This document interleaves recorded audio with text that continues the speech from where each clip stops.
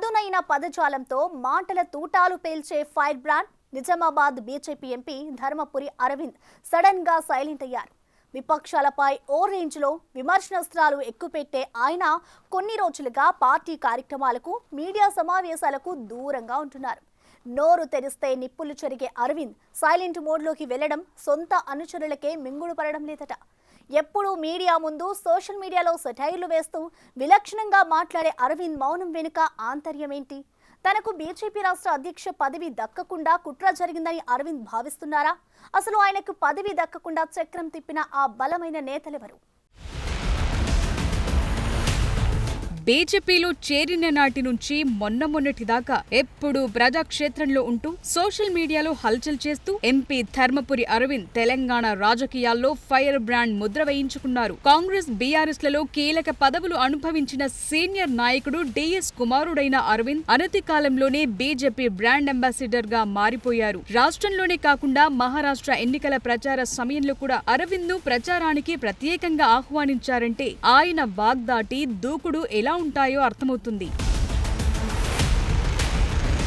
Arvind satirical గా విసిరే మాటల తూటాలు సోషల్ మీడియాలో తెగ వైరల్ అయ్యేవి. ఇంగ్లీష్, హిందీ భాషల్లో కూడా అనర్గళంగా మాట్లాడే అరవింద్ సందర్భోచితంగా విమర్శలు చేయటంలో దిట్ట. బీఆర్ఎస్ ప్రభుత్వం, కేసీఆర్ కుటుంబంపై విమర్శలు చేయటంలో ఏమాత్రం తగ్గని అరవింద్ కాంగ్రెస్ ప్రభుత్వంపై కూడా అదే తరహాలో మాటల యుద్ధం కొనసాగిస్తూ వచ్చారు. తన తండ్రి బీఆర్ఎస్ అధికారంలో ఉన్నప్పుడు ఆ పార్టీలో కీలక పాత్ర పోషిస్తుంటే అరవింద్ మాత్రం బీజేపీ నుంచి పొలిటికల్ ఎంట్రీ ఇచ్చారు.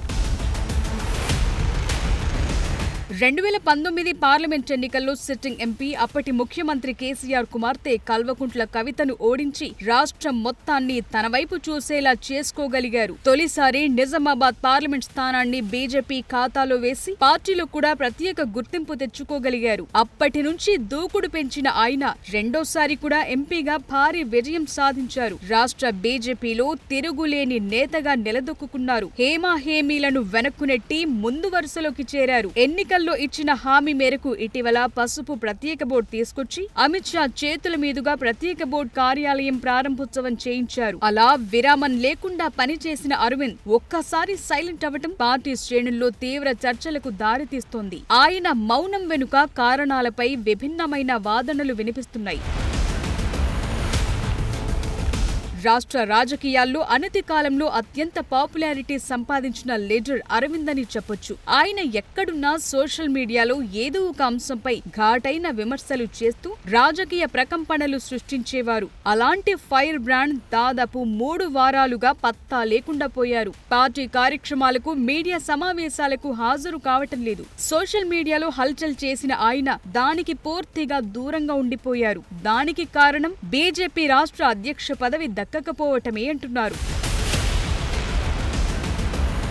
బీజేపీలో ముందు నుంచి ఉన్న సీనియర్ నేతలు తనకు పార్టీ పదవి రాకుండా అడ్డుకున్నారని జరుగుతోన్న ప్రచారంతో అరవింద్ ఆగ్రహంతో రగిలిపోతున్నారట. రెండోసారి ఎంపీగా గెలుపొందిన అరవింద్ కేంద్ర మంత్రి పదవి ఆశించారు. చివరి నిమిషంలో బండి సంజయ్ కు కేంద్ర కేబినెట్ లో అవకాశం దక్కటంతో ఆయనకు నిరాశే మిగిలింది. ఇద్దరిది బీసీ, మున్నూరు కాపు సామాజిక వర్గం కావటంతో అరవింద్ కు కాకుండా అధిష్టానం ఆర్ఎస్ఎస్ బ్యాక్గ్రౌండ్ ఉన్న బండి సంజయ్ వైపు మొగ్గు చూపింది. ఆ విషయంలో అరవింద్ అంతగా కలత చెందకపోయినప్పటికీ బీజేపీ రాష్ట్ర అధ్యక్ష పదవి కూడా దక్కకపోవడంతో తీవ్ర నిరాశకు గురయ్యారట.